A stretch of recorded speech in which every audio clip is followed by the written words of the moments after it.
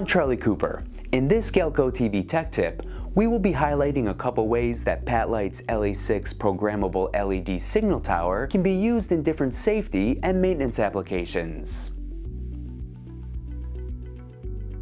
The opening and closing of doors in spaces that store food allows for the entry of contaminants like dust and insects. These can cripple a food processing center, so ensuring that these doors are closed not only as much as possible, but properly is crucial in keeping contaminants out.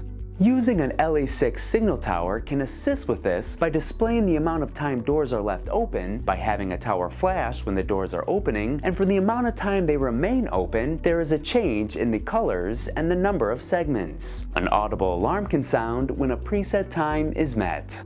This makes staff more aware of the opening and closing of the door and avoiding contamination threats that happen when doors are left open.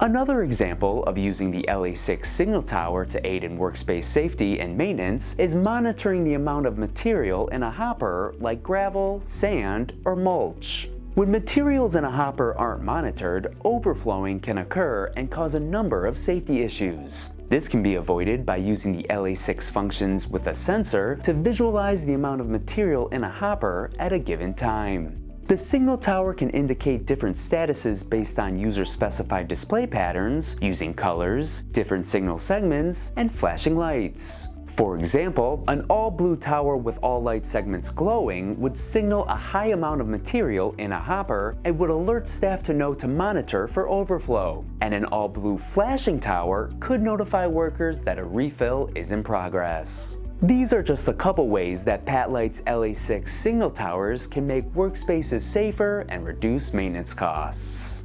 For more information on LA6 signal tower and other PatLight solutions, visit us at galco.com.